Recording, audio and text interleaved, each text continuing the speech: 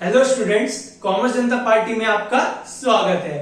आज हम करने वाले हैं क्लास 12 मैक्रो इकोनॉमिक्स का सर्कुलर फ्लो ऑफ इनकम का पार्ट 2, जिसमें हम पढ़ेंगे circular flow of income in different economy, stock versus flow, injection versus leakage. तो चलिए स्टार्ट करते हैं।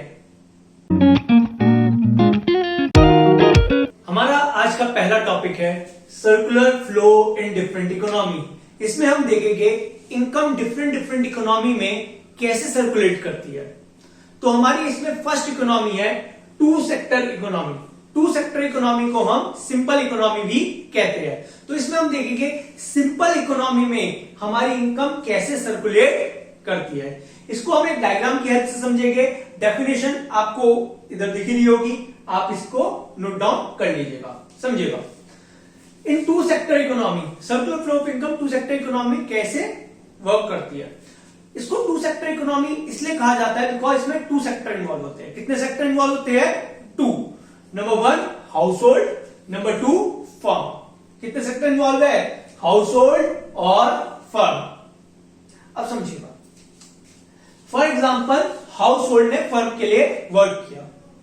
हाउस होल्ड ने फर्म के लिए वर्क किया। मान लीजिए हाउस होल्ड एक लेबर है और हाउस होल्ड ने फर्म के लिए वर्क किया, तो हाउस होल्ड अपनी क्या देगा? सिंपल बताइए, लास्ट वीडियो में पढ़ा था ना, हाउस होल्ड अगर फर्म के लिए वर्क करेगा तो हाउस होल्ड अपनी क्या देगा?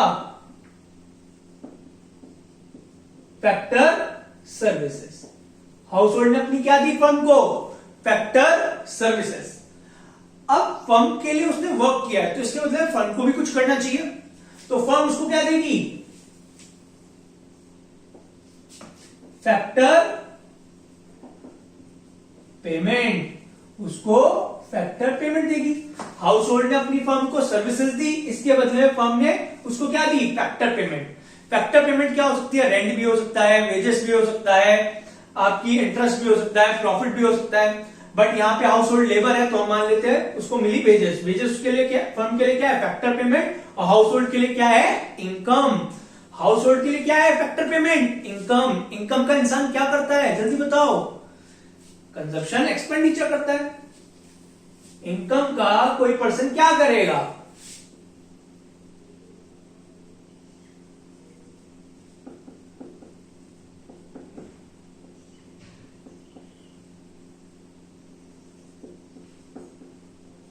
क्या करेगा? कंजम्पशन एक्सपेंडिचर करेगा। अब अगर हाउस होल्ड अपनी इनकम का क्या कर रहा है? खर्चा कर रहा है, कंजम्पशन एक्सपेंडिचर कर रहा है, पैसा उड़ा रहा है फर्म पे, तो फर्म को भी इसके बदले में कुछ देना पड़ेगा। फर्म हाउस होल्ड को क्या देगी इसके बदले में?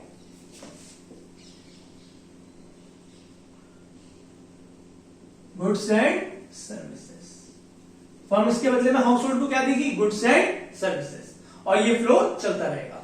समझ आई बात? बहुत सिंपल सा फ्लो है। First of all house hold ने फर्म के लिए वर्क किया, फर्म को अपनी क्या दी? फैक्टर सर्विसेज दी। उसके बदले में फर्म ने उसको क्या दी? फैक्टर पेमेंट दी, पेमेंट करी। अब फैक्टर पेमेंट हाउस होल्ड के लिए क्या है? इनकम। इनकम का इंसान क्या करता है? कंजप्शन एक्सपेंडिचर, खर्चा करता है। तो हाउस होल्ड ने कंजप्शन एक्सपेंडिचर करना स्टार्ट किया। कंजप्शन एक्सपेंडिचर किया तो वह पैसा किसके पास पहुंच गया? फर्म के पास। अब इसके बदले में फर्म को भी कुछ करना चाहिए, फर्म ने उसके बदले में उसको क्या दिए? Goods and services. बस ये है आपका टू सेक्टर इकोनॉमी। बस इसमें आपको एक असम्पशन लेके चलना है कि जितना भी फैक्टर पेमेंट मिला है हाउस होल्ड सारा का सारा क्या करेगा? कंजप्शन करेगा। मतलब हाउस होल्ड ने फर्म के लिए वर्क किया, उसके लिए बदले में फैक्टर पेमेंट मिली 10 रुपए। कितने रुपए मिली? 10 रुपए। तो हम ये असम्पशन लेके चलेंगे कि जो हाउस होल्ड के पास 10 रुपए आए तो हाउस होल्ड 10 के 10 रुपए क्या करेगा? खर्च करेगा, कुछ सेविंग नहीं करेगा। ये आ जाता है आपका टू सेक्टर इकोनॉमी। सिंपल है, समझ आ गया होगा। डायग्राम बहुत इंपॉर्टेंट है। डायग्राम अगर समझ आ गया, डेफिनेशन तो तुम लिख ही दोगे। तो ये था आपका टू सेक्टर इकोनॉमी। क्लियर? अब चलते हैं circular flow in different economy में। Two sector economy where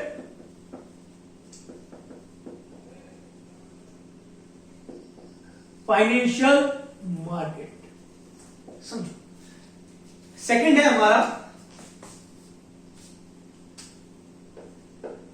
circular flow of income in two sector economy with financial market. इसमें हम सर्कुलर फ्लो ऑफ इनकम पढ़ेंगे but in two sector economy with financial market. इसमें एक और sector involve हो रहा है, फाइनेंशियल मार्केट।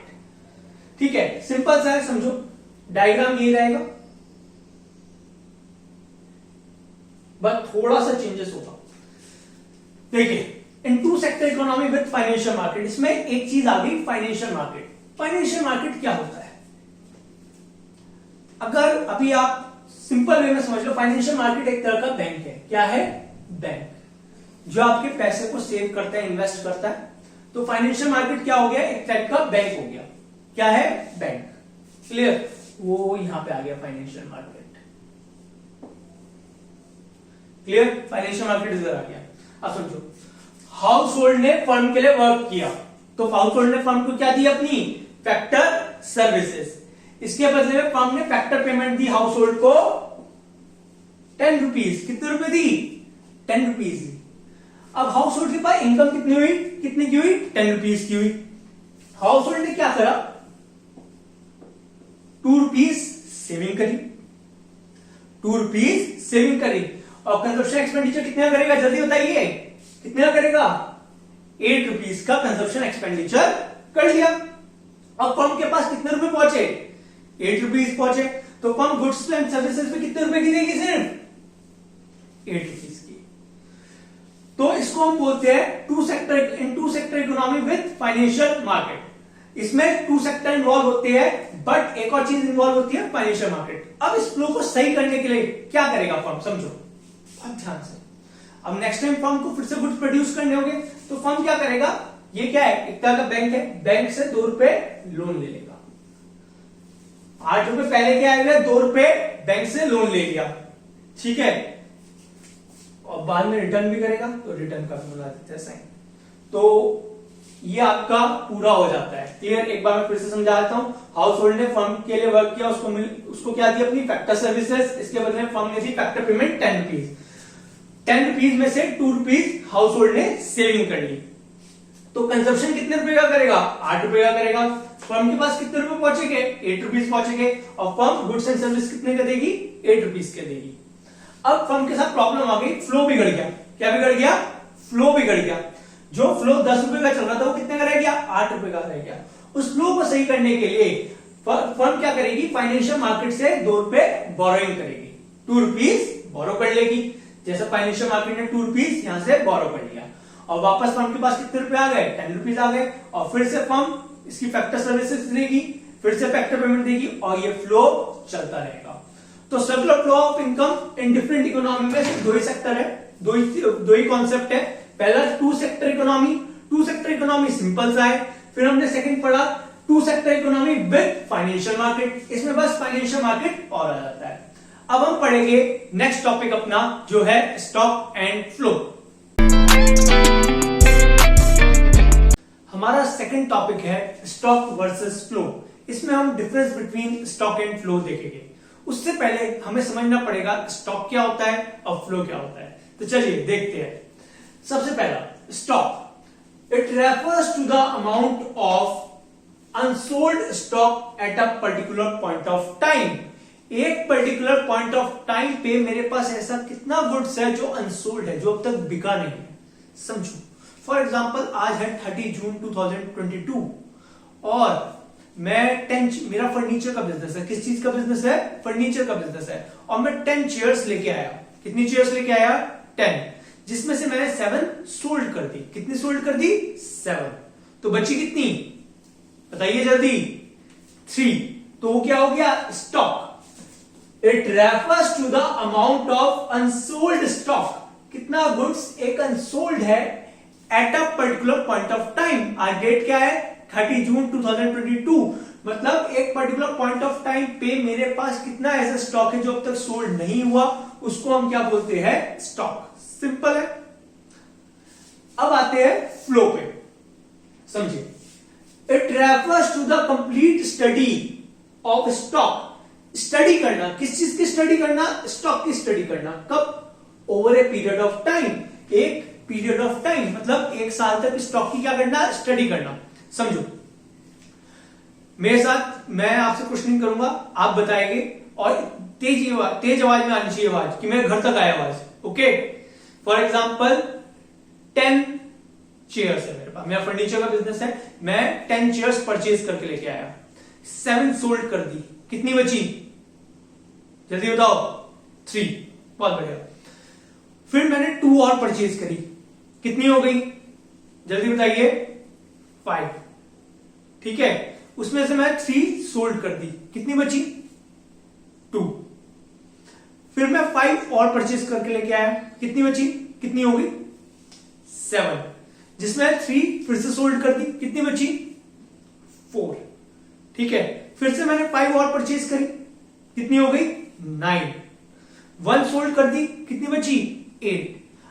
अब देखो आपने ये क्या किया मेरे साथ, स्टॉक की स्टडी करी कि एक पूरे साल में, आने वाले साल में, मतलब एक पर्टिकुलर ईयर में कितना स्टॉक आया, कितना गया, मतलब एक ईयर में हमारे पास over a period of time कितना स्टॉक आ रहा है, जा रहा है, तो हम स्टॉक की क्या कर रहे हैं? स्टडी। तो उसको हम क्या बोलते हैं? Flow. It refers to the complete study of stock. Stock की स्टडी करना, जैसे आपने मेरे साथ करी over a period of time, एक पर्टिकुलर ईयर में, मतलब over a period of time, एक पूरे पीरियड में, मतलब जनरली 1 ईयर। क्लियर? स्टॉक समझ आया? Unsold stock at a particular point of time, एक पर्टिकुलर डेट पे मेरे पास कितना स्टॉक है जो अनसोल्ड है, उसको हम क्या बोलेंगे? Stock. Flow, study of stock over a period of time, stock की स्टडी करना, पूरे साल कितना स्टॉक आया, कितना गया, कितना आया, कितना गया, उसकी स्टडी करने को हम क्या बोलते हैं? फ्लो। समझ आ रहा है? सेकेंड, इसको मेजर कैसे करते हैं? Measure at a particular point of time. ये मेजर कब होता है? पर्टिकुलर पॉइंट ऑफ टाइम पे, एक पर्टिकुलर डेट पे। फॉर एग्जांपल मैंने काउंट कर लिया आज स्टॉक कितना है, तो क्या हो गया? स्टॉक हो गया, ठीक है। Measure over a period of time, पूरे साल स्टडी करना, that is measure over a period of time, that is flow. Over a period of time है तो क्या है? फ्लो। और पर्टिकुलर पॉइंट ऑफ टाइम है तो क्या है? Stock. Third, it is a static concept. It is a static concept, it is a dynamic concept. सबसे पहले स्टैटिक का मतलब समझते हैं। स्टैटिक का मतलब जिसमें चेंजेस नहीं आते। फॉर एग्जाम्पल मैंने कहा 30 जून 2022 को मेरे पास अनसोल्ड स्टॉक है 3। अब 10 साल बाद भी अगर मैं अपनी बुक्स उठा के देखूंगा 30 जून 2022 को कितना स्टॉक मिलेगा मुझे? 3, है ना। तो ये कैसा कॉन्सेप्ट है? स्टैटिक। इसमें चेंजेस नहीं आते क्योंकि ये कैसा होता है? पर्टिकुलर पॉइंट ऑफ टाइम पे होता है। बट फ्लो में क्या होता है? Over a period of time होता है, चेंज होता रहता है, जैसे स्टॉक चेंज हो रहा था। तो ये कैसा कॉन्सेप्ट है? It is a dynamic concept. Dynamic का क्या मतलब होता है? जिसमें चेंजेस बहुत जल्दी जल्दी आते हैं। जैसे हम देख रहे थे जब हम स्टॉक की स्टडी कर रहे थे तो स्टॉक क्या होता था? चेंज होता जाता हो रहा था ना चेंज। तो ये कैसा कॉन्सेप्ट है? It is a dynamic concept. Fourth, non time dimensional, time dimensional. इसका टाइम पे कोई इफेक्ट नहीं पड़ता, इसका टाइम पे इफेक्ट पड़ता है तो ये नॉन टाइम डायमेंशनल है, क्योंकि इसका टाइम पे कोई इफेक्ट नहीं पड़ रहा है, इस पे टाइम पे इफेक्ट पड़ रहा है तो ये टाइम डायमेंशनल है। समझो कैसे। जैसे मैंने कहा कि 30 जून 2022 को मेरे पास 3 अनसोल्ड स्टॉक था। अगर मैं 10 साल बाद भी देखूं तो स्टॉक 3 रहेगा, 5 तो होगा नहीं, 10 तो होगा नहीं। मतलब 30 जून को 2022 को मेरे पास जब भी मैं देखूंगा स्टॉक कितना मिलेगा मुझे? 3। मतलब टाइम चेंज हो गया बट उस 30 पर्टिकुलर पॉइंट ऑफ टाइम पे कोई चेंजेस नहीं आए, तो उसको हम बोलते हैं नॉन टाइम डायमेंशनल। उसको क्या बोलेंगे? नॉन टाइम डायमेंशनल, क्योंकि इसका टाइम पे कोई इफेक्ट नहीं पड़ा। बट यहीं पे फ्लो में क्या होता है? टाइम पे इफेक्ट पड़ता है। जैसे क्योंकि कैसा होता है? Over a period of time. Over a period of time में मतलब चेंजेस आ रहे थे। जैसे हमारे फ्लो में कभी 3 हो रहा था, कभी 4 हो रहा था, कभी 5 हो रहा था, कभी 7 हो रहा था, तो ये कैसा था? Time dimensional. क्लियर? फिफ्थ, इसका example, stock of goods in godown at 31st मार्च।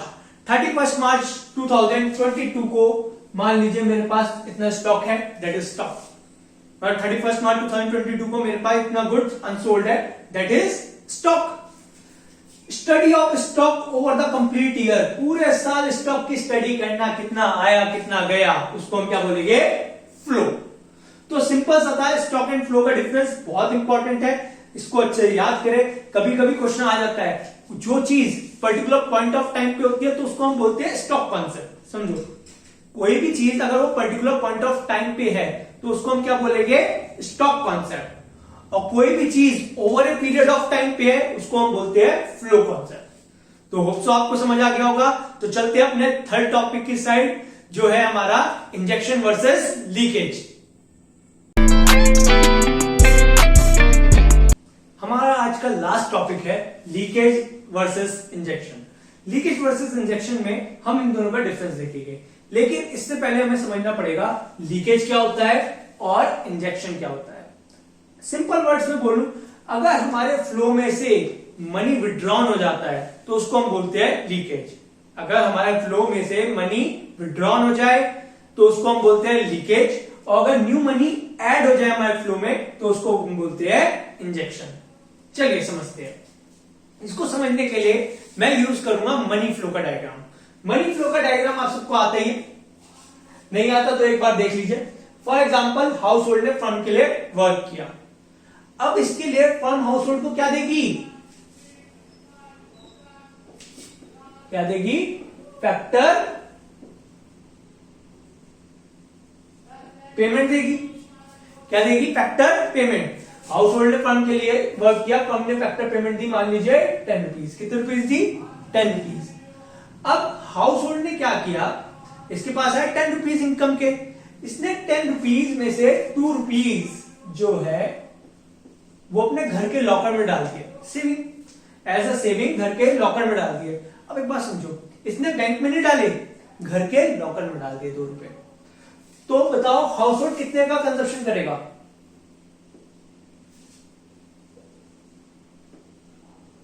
तो कंजम्पशन एक्सपेंडिचर बताइए कितने का होगा? कंजम्पशन एक्सपेंडिचर होगा 8 रुपीज का। समझते रहिए, कंजम्पशन एक्सपेंडिचर भी कितने रुपए का होगा? 8 रुपीज का होगा। तो इसको हम बोलते हैं लीकेज। अगर हमारे फ्लो में से मनी निकल जाए, अब देखिए बैंक में डालता तो फर्म लोन लेके निकाल लेती मनी, बट इसने क्या किया, अपने घर के लॉकर में डाल दिया। अब घर के अगर लॉकर में मनी डाल दिया 2 रुपीज, तो इससे क्या होगा? कंजम्पशन एक्सपेंडिचर कितने का हुआ? 8 रुपीज का हुआ। फर्म के पास कितने रुपए आए? 8 रुपीज आए। नेक्स्ट टाइम फर्म कितने रुपीज का गुड्स बनवाएगी? 8 रुपीज का, और फ्लो में से 2 रुपीज निकल गए। समझ आई बात? अगर हमारे फ्लो में से मनी विड्रॉन हो जाता है तो उसको हम बोलते हैं लीकेज। इसकी वजह से क्या होता है? डिमांड भी कम हो जाती है। पर्सन देखो, डिमांड कम हो जाएगी, देखो लीकेज हुआ, उसकी वजह से जो डिमांड ये 10 रुपए के गुड्स की करता, इसने कितने की? 8 रुपीज की गुड्स की, तो डिमांड भी क्या हो गई? कम हो गई। और वहीं पे आने वाले टाइम में इसकी इनकम भी क्या हो गई? कम हो गई। क्योंकि भाई मतलब फर्म नेक्स्ट टाइम गुड्स 10 रुपए का बनवाएगी नहीं, फर्म कितने का गुड्स बनवाएगी? 8 रुपए का, क्योंकि बिक ही नहीं रहा। तो इसकी फैक्टर पेमेंट भी, इनकम भी कम हो जाएगी। तो लीकेज ये था कॉन्सेप्ट। अब समझते हैं इंजेक्शन। इंजेक्शन क्या होता है समझो। फॉर एग्जाम्पल, हाउस होल्ड ने फर्म के लिए वर्क किया। अब फर्म इसके बदले में हाउस होल्ड को क्या देगी? बताइए। फैक्टर क्या देगी? Factor payment. फैक्टर पेमेंट दी मान लीजिए 10 रुपीज। फैक्टर पेमेंट क्या दी? 10 रुपीज। और मान लीजिए हमारा हाउस होल्ड थोड़ा खर्चीला आदमी है, इसने 2 रुपए किसी एक्सटर्नल सोर्स से, मान लो इसके अमेरिका में चाचा रहते थे, उनसे 2 रुपए मंगवा लिए। ठीक है, इसने एक्सटर्नल सोर्स से 2 रुपए मंगवा लिए। टोटल इसके पास कितने रुपए हो गए? 12। अब हाउस होल्ड क्या करेगा? खर्चा करने जाएगा। हाउस होल्ड क्या करेगा? कंजम्पशन एक्सपेंडिचर करेगा हाउस होल्ड के पास। अब हाउस होल्ड के पास कितने रुपए आ गए? 12। और मान लीजिए हाउस होल्ड हमारा बहुत ही खर्चीला आदमी है, इसने 12 के 12 रुपए ही खर्च कर दिए। कितने रुपए खर्च कर दिए? 12 के 12 रुपए खर्च कर दिए। अब फर्म के पास कितने रुपए आए? 12 रुपए। नेक्स्ट टाइम फर्म गुड्स भी कितने का बनवाएगी? 12 रुपए का। तो फैक्टर पेमेंट भी कितने देगी? 12 रुपीज। तो अगर हमारी इकोनॉमी में न्यू मनी ऐड होता है तो उसको हम बोलते हैं इंजेक्शन। इससे क्या होता है? डिमांड भी बढ़ जाती है गुड्स की। इससे क्या होता है? डिमांड भी बढ़ जाती है, इनकम लेवल ऑफ इनकम भी बढ़ जाता है। तो सिंपल सा था लीकेज का कॉन्सेप्ट एंड इंजेक्शन का कॉन्सेप्ट। अब एक एक करके हम इसका डिफरेंस बिटवीन देख लेते हैं और आपका क्लास को एंड करते हैं। तो आपको लीकेज और इंजेक्शन समझ आ गया होगा। अब हम इसका देखेंगे डिफरेंस। तो देखिए, leakage it refers to the withdrawal of money from circular flow. अगर हमारे फ्लो में से मनी निकल जाता है तो उसको हम क्या बोलते हैं? लीकेज। उसी तरह it refers to the introduction of money in circular flow. अगर हमारे फ्लो में न्यू मनी आ जाता है उसको हम क्या बोलते हैं, इंजेक्शन। अगर मनी विड्रॉ हो रहा है तो क्या बोलेंगे, लीकेज। और मनी इंट्रोड्यूस हो रहा है न्यू तो क्या बोलेंगे, इंजेक्शन।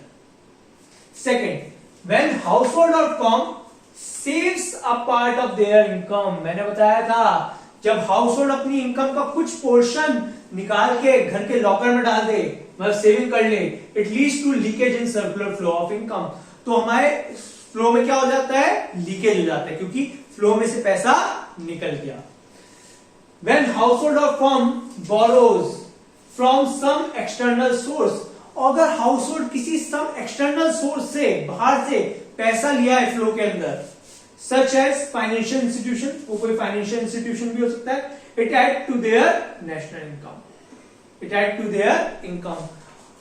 तो इससे क्या होता है, फ्लो बढ़ जाता है, तो इसको हम बोलते हैं इंजेक्शन। इसमें क्या होता है, सेव होता है, मतलब लीकेज में क्या होता है, सेव करता है, हाउस होल्ड अपनी मनी का, इनकम का कुछ पोर्शन सेव कर लेता है।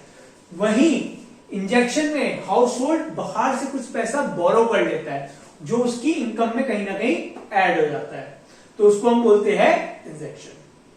थर्ड, अब इसके क्या क्या इफेक्ट आते हैं। Leakage refers to decrease in level of demand.